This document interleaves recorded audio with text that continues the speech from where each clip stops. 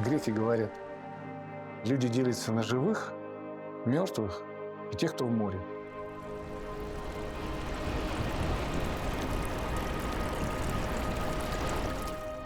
Вот туман, ничего не видно. Судно, которое возвращается домой, оно далеко не уверено, где оно сейчас находится. Потому что нет GPS, нет планшета. И отсюда вот эта вот философия человека, который живет на краю земли, на краю света.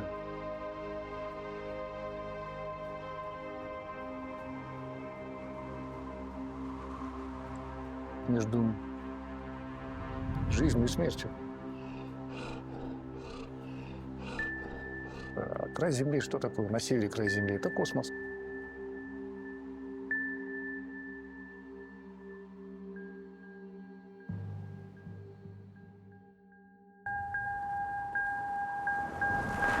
Там вместе видели? Последний. Потом привет сейчас. Вам говорили, да, информацию по поводу, получили рейсовое, что мы с вами теперь до сожжения идем до конца? Добрый вечер. Нет, первый раз слышал. Здорово. Да, это хорошие новости, потому что дойдем с вами уже до рамплидов несожжения.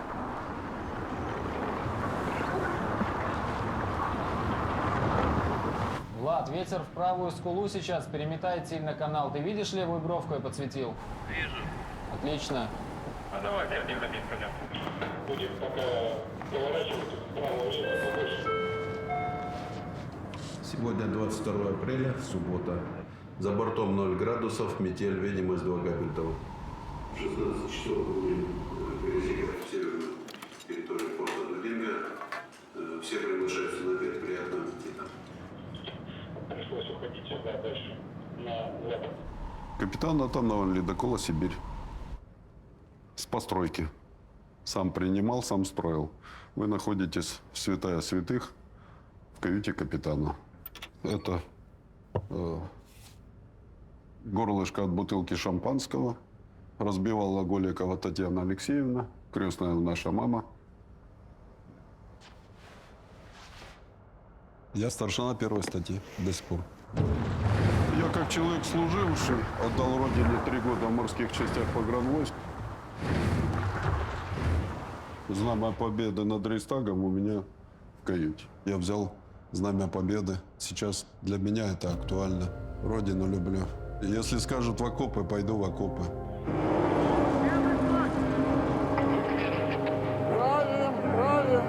Я с 90-го года, вот смотрите, уже 33 года в Арктике. Ну, отец у меня шахтер. Мы жили в якутском поселке Джибарики-Хая, что в переводе Черная гора, на самом деле Угольная гора. А внизу Алдан, по которому шикарные пассажирские пароходики проходят и танкера. Красиво. Ну вот, наверное, тогда и загорелся. Отправили учиться в Макаровку, в Санкт-Петербург. В 90-м году закончил, ну и по распределению поехал работать на атомные ледоколы. Станция 4 метра. Надо левее, 3 метра по ходу движения.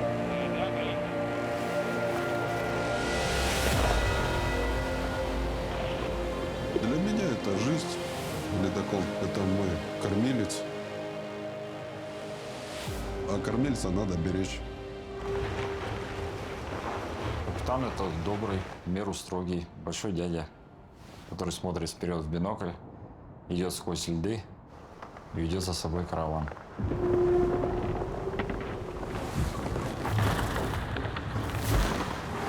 Я собирался быть космонавтом. Наверное, как и все дети моего времени. Но могу сказать, что сейчас капитанов атомных ледоколов меньше, чем космонавтов. Как я мечтал стать капитаном? Я как бы не мечтал. Я вообще ничего не знал про ледоколы. Я даже не знал, что они существуют. Попал в Мурманск волею судеб.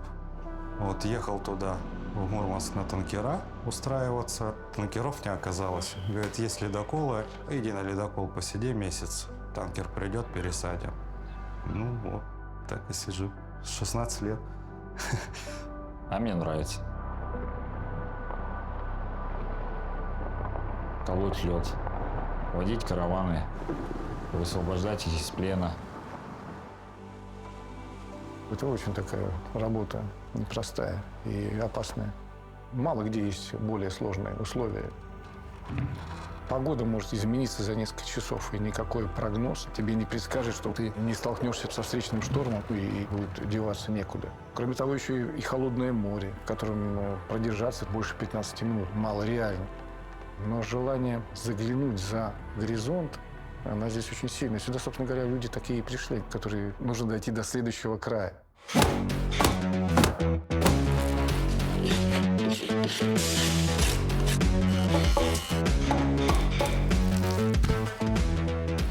Вы сейчас будете делать коч. Маленький коч, да? Маленький коч, да. Коч – это самое известное, самое знаменитое судно, которое изобрели поморы. Вообще поморы – это русские, сразу надо сказать. Это те русские, которые живут на море. Именно Поморье – это родина нашего морского дела, нашей морской культуры, центр. Вот здесь все началось.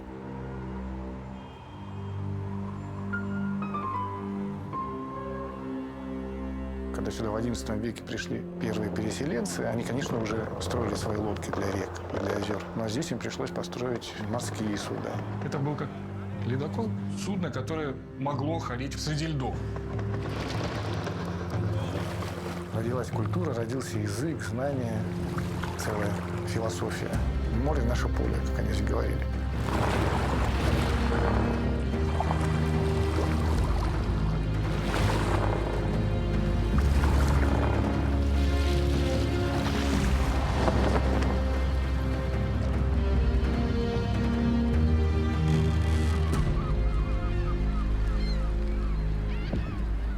Первые, безусловно, научились ходить в Арктику. Когда голландцы пришли в поисках пути на восток, в Китай, они пришли за новую землю в устье Оби и были уже в это время голодные, холодные, умирали. К ним по льдине прибежали такие вот бородатые поморы с хлебом. Ложечку консервы. Кому-то. Они удивились, насколько там уже все было изведано.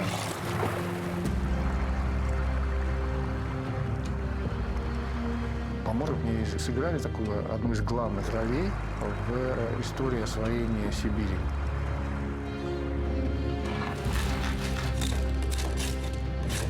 Умение ходить в Арктике, строить суда для Арктики позволило русским сделать такой стремительный бросок.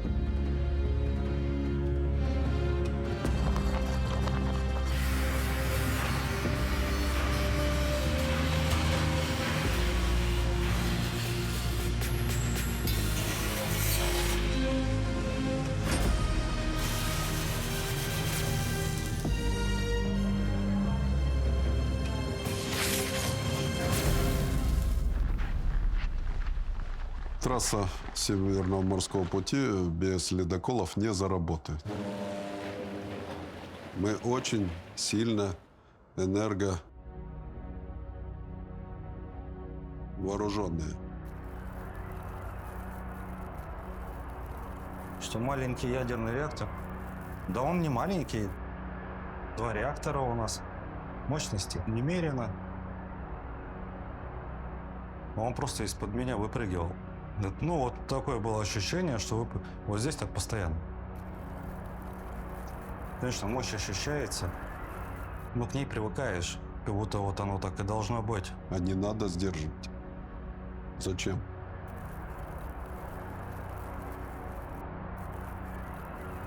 Мы северная страна.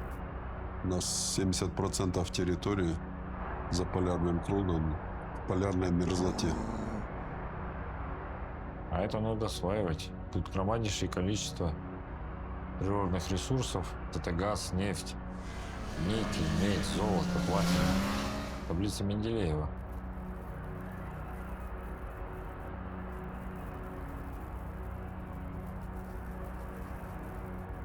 Ну а уже сколько сейчас проектов здесь уму непостижимо.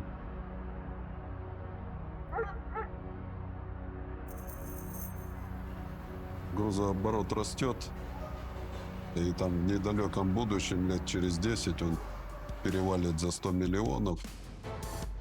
Ну и в ближайшей перспективе открытие круглогодичной навигации на все морпути. Это короче, нежели ехать вокруг Европы и через Суэцкий канал.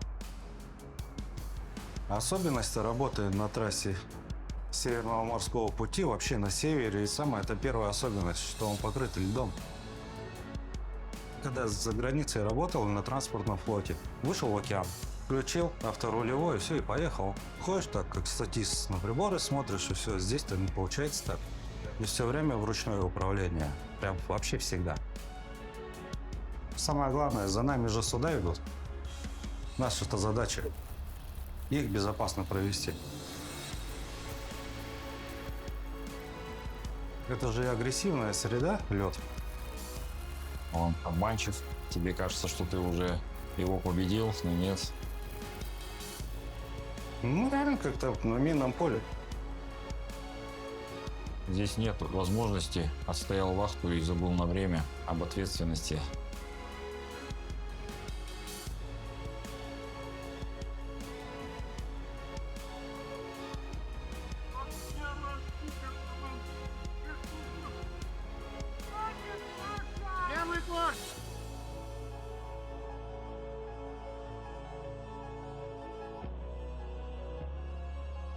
У нас 2 экипажа, один в отпуске, другой на работе. 4 месяца. Мы работаем, 4 отдыхаем.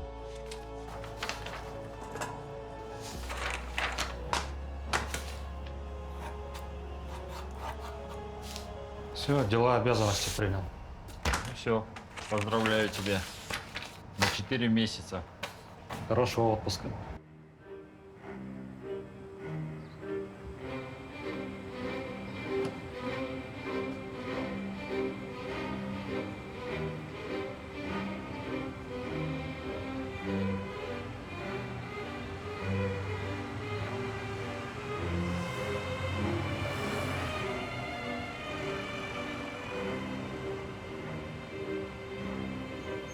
Я родился в Питере, рос я в Мурманске. Если бы не бабушка с дедушкой уже в возрасте, я бы жил в Мурманске. То, что работать буду в море, это было понятно, что один дедушка, что другой дедушка. Оба связаны с флотом. Папа с мамой. Оба связаны с флотом. Везде. Книги про Арктику везде. Разговоры про Арктику везде. Интерес про Арктику. Не интересоваться ей, как бы, особенно живя в такой семье, ну просто невозможно. Минеральный пока такой же, 356,5. На атомный ледокол впервые попал, мне было, по-моему, года 3 всего. Один дедушка, папин папа, проектировал старый проект «Арктика». Сибирь старая, Россия, Ямал, Советский Союз, 50 лет Победы. Папа на них работал. А с маминой линии все просто. Дедушка заслуженный капитан Давыдянск. Валентин Сергеевич Давыдянц. Мой капитан и наставник по жизни. Это олимпийский рейс. Зажгли факел на Северном полюсе. Я хотел стать капитаном, но отец был военным моряком. Попало это все в душу, вся вот эта мощь, дисциплина, форма. В 1959 году я жил в Ленинграде, и в то время, когда закончилось строительство первого в мире атомного ледокола «Ленин», и он пришел и стоял на Неве вот в этом месте недалеко от Эрмитажа, все жители города, конечно, были на набережной. Народу было просто громадное количество. Все хотели посмотреть на чудо советской техники. Мы с ребятами, естественно, тоже среди всей этой толпы. Мне тогда было 12 лет. У меня не было даже мыслей таких, что в свое время я не только там буду работать, но и стану еще и там капитаном. И я на ледоколе «Ленин» начал работать старшим помощником. Я считаю, что я прошел такую большую школу в плане самостоятельности по принятию решений, по общению с людьми, так как интернациональные, как правило, экипажи были всех этих кораблей.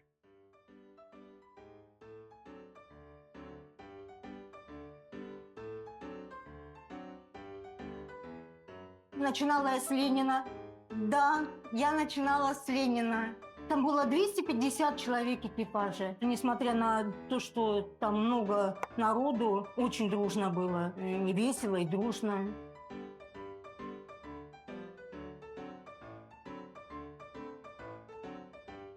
Сейчас много молодых очень приходит, молодых ребят. И в этом экипаже дружные, хорошие.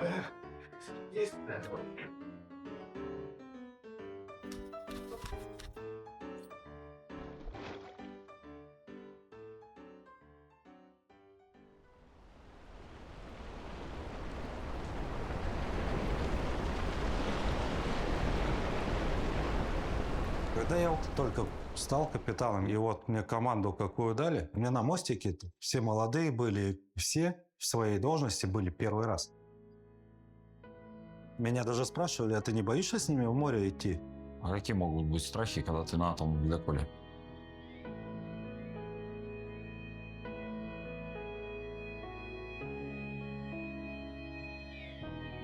Ну, конечно, страшно. Каждый раз страшно. Момент какого-то риска, он, безусловно, присутствует у каждого человека, который в море. Не важно, на каком он судне идет.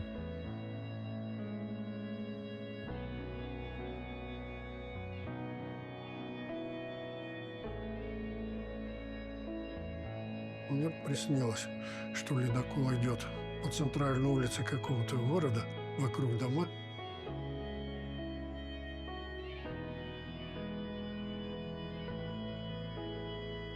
Ну, задеть бы эти дома.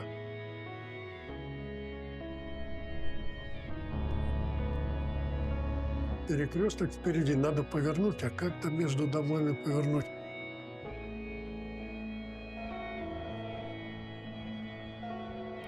Когда во льдах идешь, иногда бывает такое ощущение, что вот вовремя не сможешь повернуть. Я как-то поделился со своими коллегами, и говорят, нам тоже такое снилось.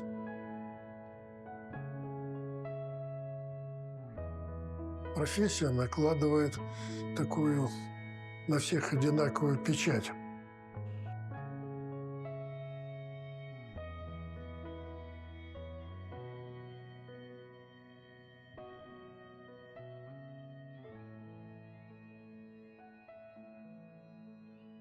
Александр Витальевич, Алексей Николаевич, добрый день. приветствую. Да. Рад встретиться. Давно не виделись, да. Даже не помню, сколько лет прошло уже. Ну что, вот такая вот новая Арктика. Я был курсантом, инженер Морского училища адмирала Макарова. Мы учились на Васильевском острове.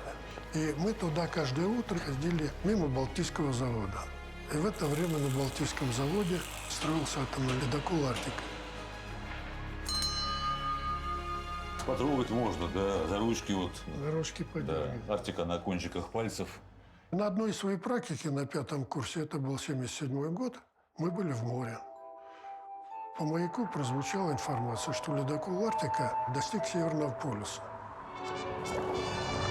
Впервые в мире надводный корабль поднялся к самой вершине земного шара. Советская наука и техника одержали новую выдающуюся победу. Исполнилась вековая мечта многих поколений отважных моряков и полярных исследователей. Ну, с Гагарином сравнивать, не знаю, но это что-то близкое. Если за этот рейс 5 человек получили звание Героев социалистического труда. Среди них капитан Юрий Сергеевич Кучиев. Героев просто так не дают. Я с этой вестью пошел на мостик. Я там как раз проходил практику учеником штурмана. Он сказал, ну все, Баринов, быть тебе на Арктике. Я говорю, да нет. И нет даже такой мечты. Но 28 лет на одном ледоколе. По-моему, единственное судно, на котором цветок стоит. Я нигде больше не видел такого. На Новой Арктике люди, которые первый раз там бывают, они всему удивляются. Вас мало чем можно удивить-то, да? Ну вот у капитана ледокола «Арктика» нового поколения, да? Ну, есть ключики свои там от каюты, там, казалось бы, вопрос, какой же брелочек у капитана Скрябина-то? На брелочке, да, здесь вот видите, вот та самая вот старая Арктика, да. Все равно, когда ты туда приходишь, как будто ты дома. Ну, я открою секрет. У меня точно такой же есть, точно на ключах тоже. Домашних.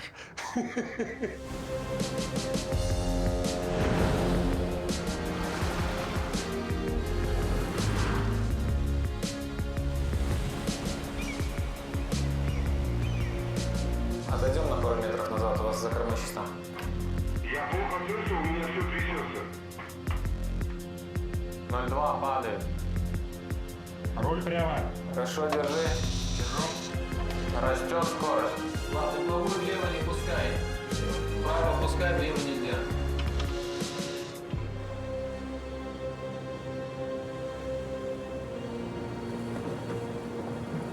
Так что дела обстоят вот таким образом. Ну там в процессе я тебе на бумаге написал. Почитаешь. Когда мы приняли ледокол, мы с ним договаривались. Отсюда видимость углов хорошая, даже на Таймыре я так не вижу, как здесь. Есть Арктика, Сибирь, строится Якутия и Чукотка. Вышел Урал, и мы его все называем самец. Ну, он один мальчик, получается, в этой серии. И у него характер-то примерно такой же. Он очень бодрый, он очень шустрый, у него все происходит, если, как говорится, его взять в умелые руки. Эти системы нормально отработали, все. Авторулевой, конечно, здесь шикарный. Бывают какие-то неполадочки есть, но он все равно упирается, идет что-то там. Не капризничает, в общем, он не просит цветов и всего такого. Ну, вот такой вот характерный ледокол получился.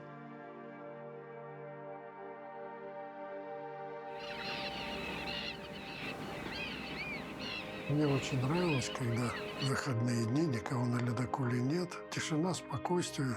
И ты один ходишь и разговариваешь с ледоколом. Да, но я своих разговоров с ледоколом не буду ни с кем делиться. Это мои личные взаимоотношения. Ведь Арктика, если она живая, я сейчас чего-то вам сболтну, а она это услышит. И потом, когда я что-то договорился с ледоколом, что сложное задание, давай там, типа, не подведи, а потом, а что там наболтал-то? Фиг тебе, понимаешь? Фиг тебе, капитан. Поэтому, да, не болтай, капитан.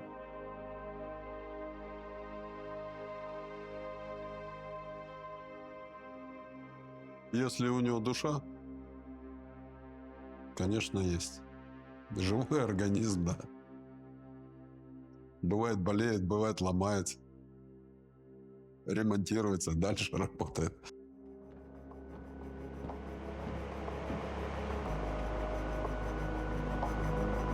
У меня есть главный механик, я с ним и общаюсь, как с доктором. Ну что у нас сегодня наболело? Мы, заходя в центральный пост управления, там, где механики сидят, операторы, мы всегда говорим, это наше сердце ледокола, центральный пост управления. Слушай, Ну, ходовой мостик – это судоводитель, это глаза и уши.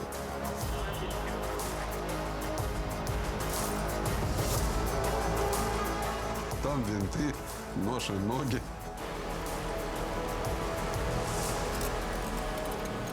На Мосплот.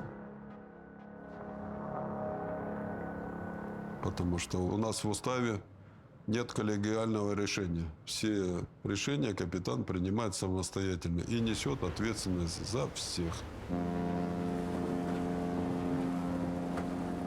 Маршрут, проложенный капитаном, не может изменить никто. Каждый же хочет доказать, что он самый крутой, пока не нашелся еще круче его. Нечего тут что доказывать, потому что на судне главное – камбуз. Камбуз. Сегодня московский борщ с копченостями.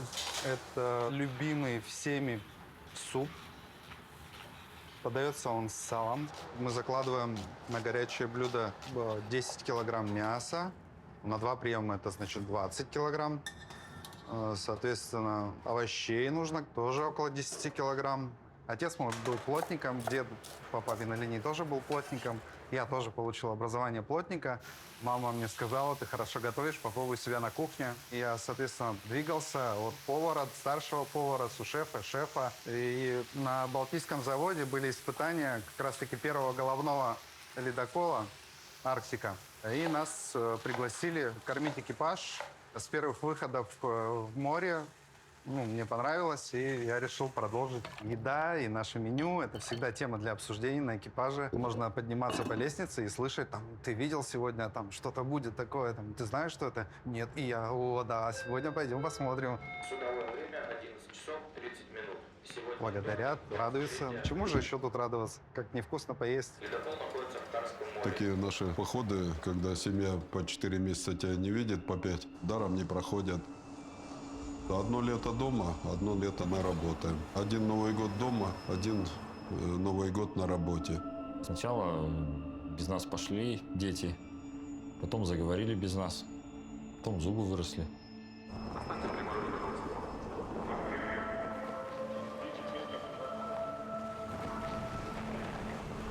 Не было возможности.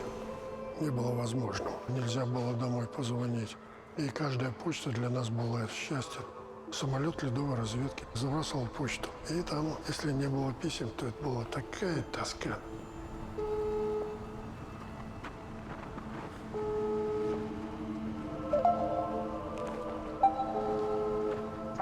Привет, привет. Привет, привет, Как мама. долго тебя дома нет? Привет, Женечка. Привет, любимый, привет. Ну как вы там? Соскучились очень.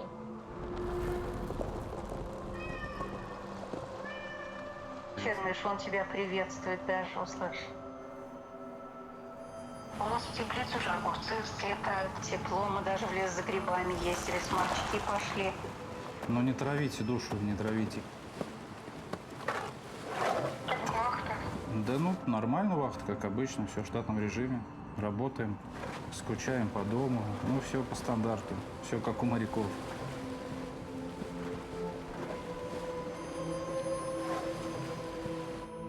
На утренней вахте был такой бонусик небольшой, медведя видели. У нас нет такой экзотики. Береги себя, пожалуйста.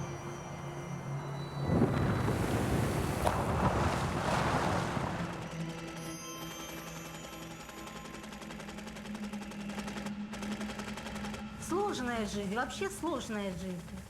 Разве это радость болтаться вот тут вот между льдов? Ни зелени, ничего. Ну вот, огурцы, свежий укроп, руккола, помидоры. Попытка вырастить. Вот опять-таки можно всегда веточку укропа взять, съесть. У меня отец был тоже электромехаником. Ты тоже причем на ледоколах. Вот. Ну, я как бы по стопам пошел. Раньше на ледоколах были специальные станции. Ну, что-то выращивалось. Какая-то зелень, глаз радует. От всего белого вот другое. Хорошо, сейчас выглядит. Разговаривать сейчас.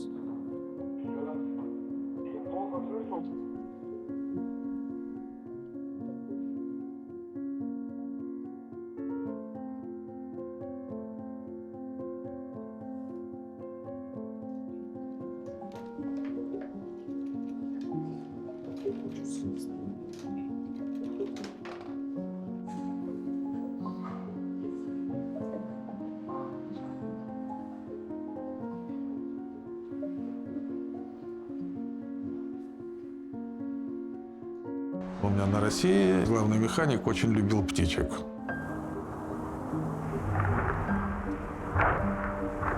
И одна девица была с обслуги, вот тоже любительница этих попугайчиков. Вот они вдвоем с ними смотрели, как эти попугайчики там любовью занимаются. Этих попугайчиков там немерено появляется. У нас там к концу навигации, у нас этих попугаев там плюнуть некуда там было. Мне повезло в жизни. Я работал на первом в мире атомном ледоколе, второй Россия и третий самый большой в мире 50 лет Победы. Меня никогда не тяготило, если происходит там задержка на неделю, на месяц. Я катался на ледоколе, как на велосипеде. С Арктикой практически только мы и имеем дело, с замерзшими такими огромными морями. У нас самый большой ледокольный флот. У нас суперпрофессионалы, которые работают в этом флоте. Этим надо гордиться. А чтобы гордиться, надо знать.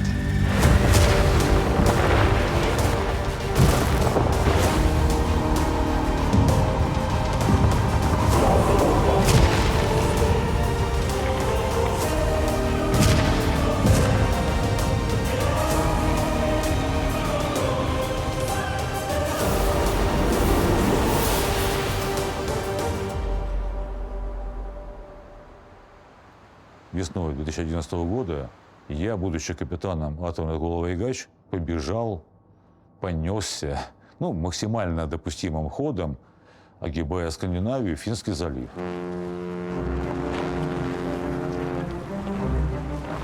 На Балтике застряло во льдах 80 грузовых судов, везущих в порты Санкт-Петербурга продовольствие, запчасти. Не надо там двигаться, стойте на месте, ждите ледокол. Сделайте только хуже. Ясно, останавливаю. Пока бежал до Финского залива, 5 суток с небольшим, пришел, там уже 150 судов застрявших. И вот там 1,5 месяца форсированная работа, напряженная по выводу из этого плена вот этих судов. Мы, в принципе, не встречали мест, где мы не прошли.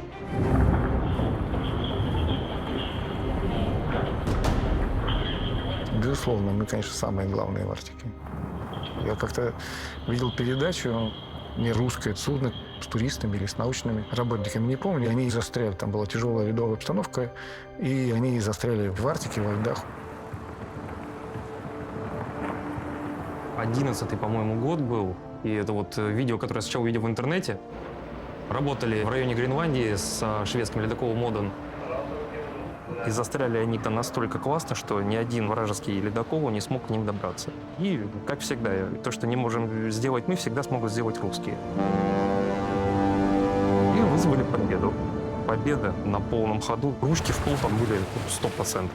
Лед во все стороны, герб на носу, красно-черный, весь сияющий. И через громкую связь прощание славянки. И там они все. Russians. Ну, так и должно быть.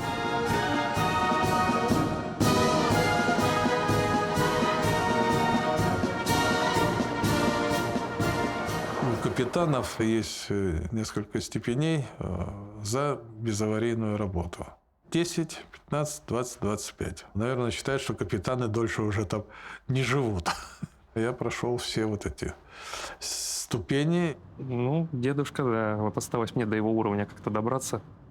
Ну, гонор у него, как у меня.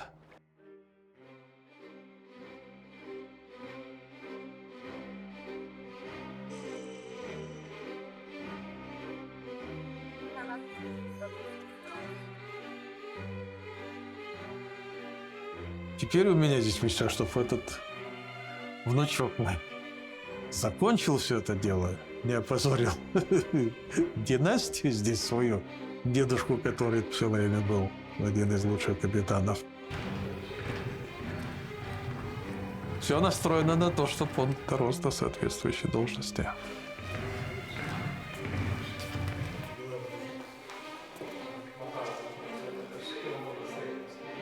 Хотелось бы капитана. Да, это вот мы на палубу, если так выходили. Ну, там мне никогда не нравилось. Уже со мной 2 раза ходил в море. Он ходил у меня на России и ходил на 50 лет Победы, вот на Северный полюс. Нахимовская фуражечка. Капитан судна. Ну и после этого пришел к тому, чего хотелось дедушке. Пойти по моим стопам. Так а вон моя висит. Еще с шевроном ГМА Макарова.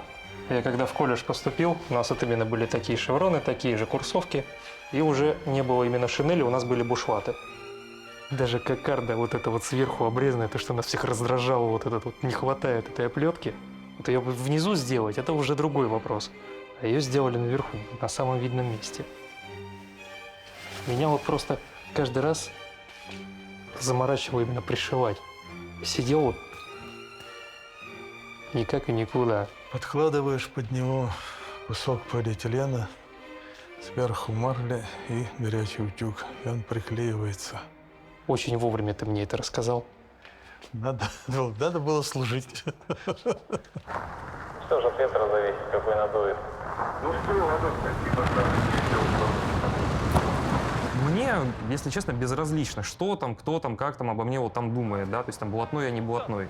Блатной — это когда ты в Москве после МГИМО Идешь куда-то там в посольство, причем далеко не Африки. Нам и здесь работы хватает.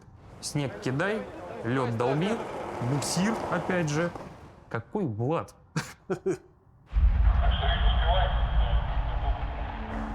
Я на ледоколах себя чувствую своим. И вот это вот все мне нравится. Арктика, да всю жизнь тянула и тянет. Вон, посмотрите, у меня библиотека подарена Объединенной судостроительной компанией. Как Петр I начинал экспедиции посылать здесь. 100-летнее открытие Севморпути.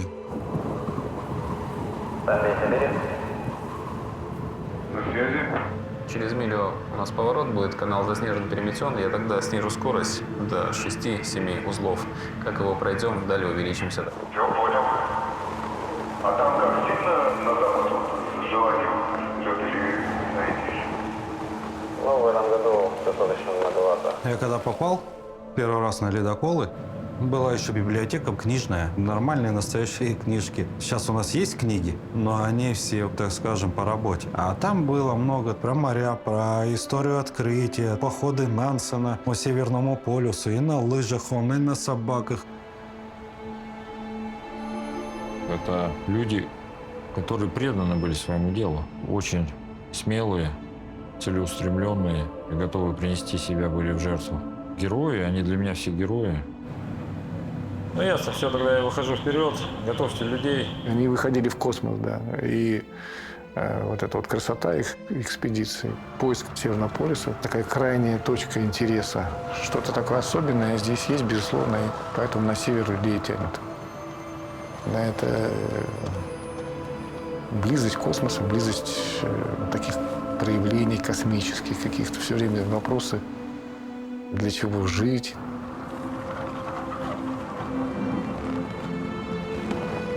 Такой, наверное, неизбежный путь туда вперед. Все имена на карте Арктики. Они делали открытие, карты делали, шли по Севморпути. Корабли были деревянные, люди были железные.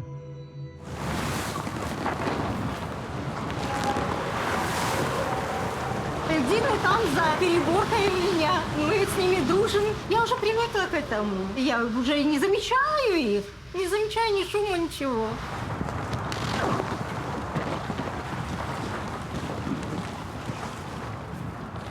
Стираю, глажу, чтобы было все чистое, аккуратное. И мы вот одним экипажем живем. Замечательные ребята. И всегда на вы, Валентина, на вы. Вот сегодня мальчики придут менять белье. Сегодня смена белья. Я всех их знаю на зубок. Кто что любит, кто что хочет. Я все знаю про них. Вот этот, допустим, любит, чтобы у него 2 полотенца было. Цветные, там, зеленое, чтобы красное было. Этот вообще не любит полотенец. Этот любит, чтобы вот у него вот так было. 3 наволочки было, чтобы... Но они все разные же. Есть ребята, которые прям такие вот живчики. А есть такие, хочется прям по-матерински помочь им. Прям обнять и прижать к себе, прям погладить по голове хочется. Да. Мы смотрим в зеркало. Надо, выходя на вахту, постараться увидеть в зеркале благосклонное к труду лицо. Вот. Хорошее лицо улыбается. Иди на работу с хорошим настроением, в бодром состоянии. Если ты видишь в зеркале грустное, недовольное, не знаю, там, лимон, что ли, съел там, ну, какие-то меры прими, выйти после вахты прогуляться по наружному контуру, кругов там 20, 30, 40 по вертолетной площадке, пойти в спортивный зал, там побегать с мячиком.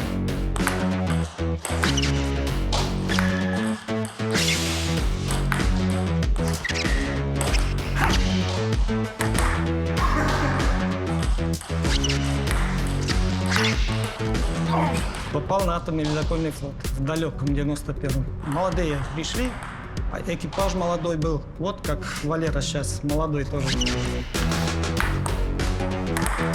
Весело было. Меньше было телевидения, меньше интернета и всего остального, больше общения. Спортзал тот же. Сейчас очень плотная работа, практически остановок нету. А в то время было, могли 2 ледокола встретиться Ну, представляете, в море месяц-два, не были на берегу, тут встреча. Кстати, я инженер по радиационной безопасности, вы не спросили. А теннис на разных ледоколах были хорошие партнеры, которые занимались теннисом. Сейчас вот чуть-чуть пытаюсь кого-то учить, вот Валера. Стараюсь быть прилежным. Вот, видите, молодежь у нас. Будущий капитан.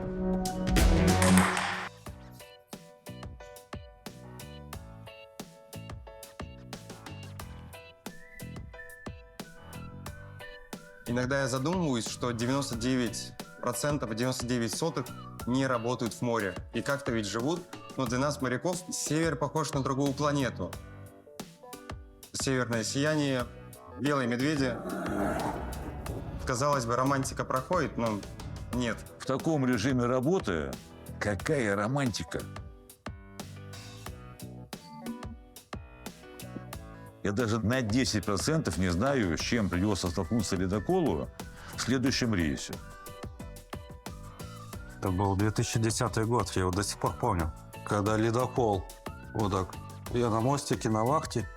Ну, здесь, конечно, все летает. А ледокол просто куда-то вниз вот так вот. И прям вертикально уходит, а сверху его захлестывает. Ну, рубаха просто мокрая, хотя я вообще, что я стою, вот, ручки дергаю, и все, больше ничего не делаю физически-то. А мокрый весь. В минус там 35. Есть какая-то... Как же это слово-то, господи? Фатализм, может быть, даже. Человека, который идет в море. Отсюда вообще взялся вот этот термин «отпетый». Кто такие отпетые? Это моряки, которые не вернулись из моря вовремя, их отпевают, как погибшие. Они потом раз возвращаются.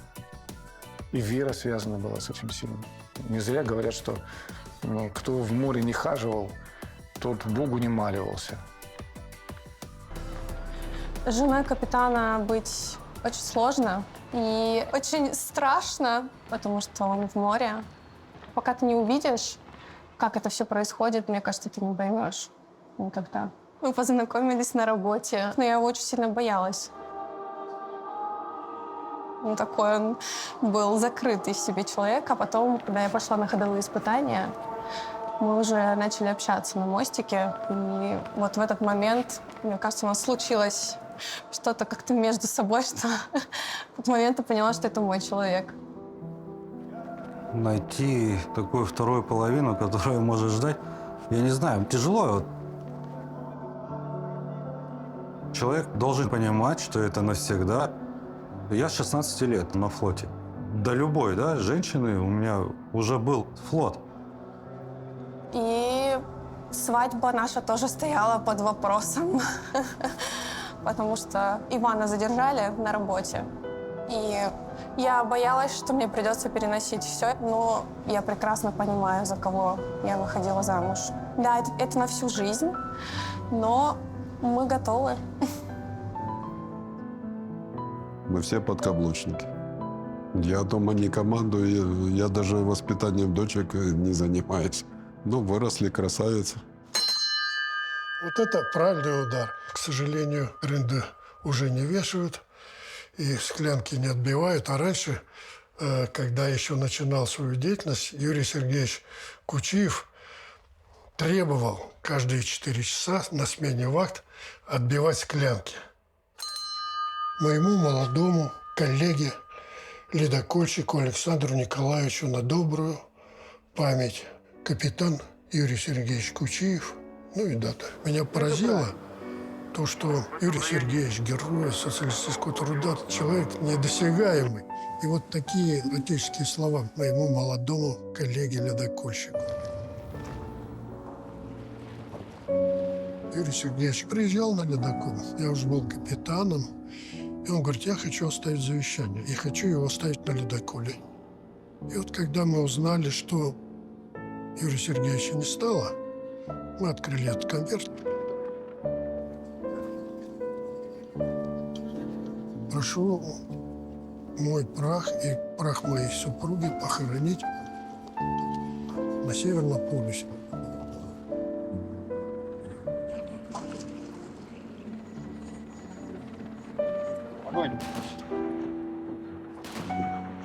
потому и любовь, что такая.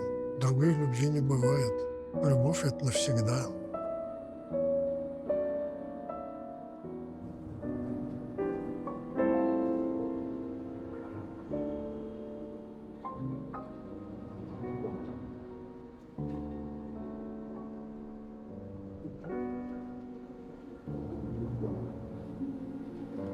Ледокол — это моя жизнь, Арктика, да. Я, кстати, привел ее из последнего рейса. Арктике уже было 33 года. Мы уже выработали все сроки эксплуатации ледокола. Ко мне в каюту зашел главный механик, говорит: Александр Николаевич, сделайте одолжение, заглушите реактор. Осталось только нажать красную кнопочку аварийной защиты. Ну, я нажал ее. Вот и все.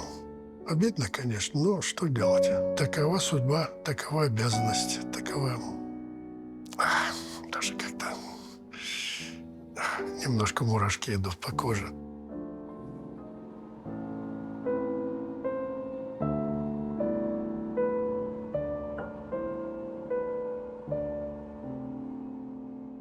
Это судовые часы, вот такие судовые часы, когда был решен вопрос Арктику пустить, как говорят моряки, на иголки, я кое-что с Арктики привез к себе домой сюда. Берется, открывается, заводится и закрывается. Да. Так что для меня Арктика не закончилась, но продолжается.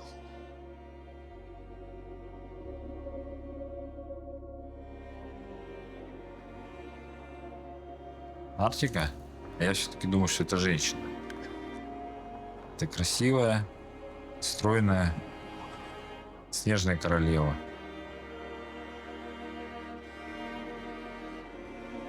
И нам есть что защищать в Арктике. Арктика — это от греческого слова «артос» — это медведь. Да пускай она будет и медведица. Главное, что ей есть что защищать.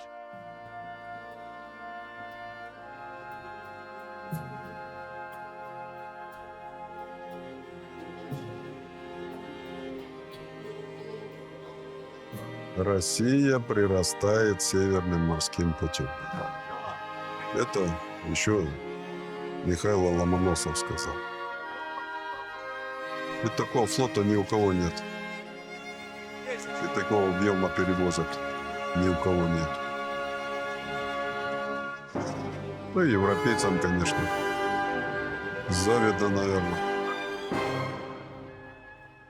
Мы все мы ждем с нетерпением проект «Лидер», головное судно, которое будет называться «Россия». Это будет, наверное, вообще фурор.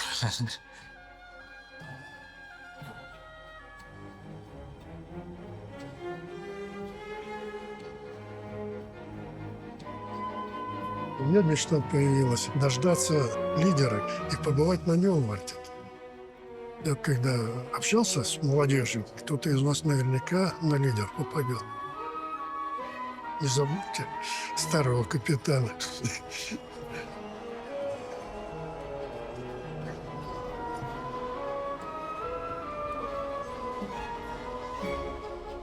Жить надо. Если это живу, то он, я думаю, что внук прокатит. Я ж его катал.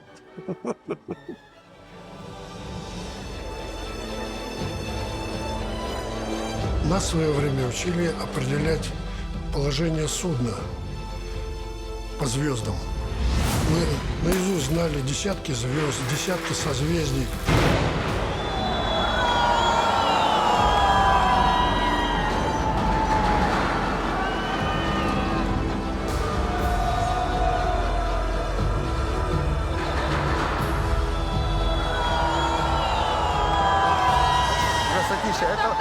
Это уже третий ледокол, который мы красим. Мы гордимся, что мы работаем на Балтийском заводе. Мы маляры 3-го разряда.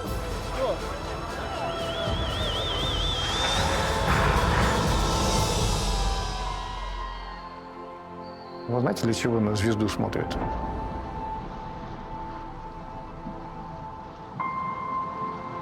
Для того, чтобы куда-то идти, рулевой в первую очередь должен уметь держать курс. сохранять направление своего движения, которое уже выбрала. Вот это умение держать курс, сохранять его, несмотря ни на что, в любых условиях. В нашем деле это очень важно. Ощущение подлинности происходящего, ощущение того, что ты идешь в ту сторону, в которую нужно, с теми людьми, которыми нужно идти. Идти, открывать. Может быть, мы и до Бога доберемся. Поживем, посмотрим.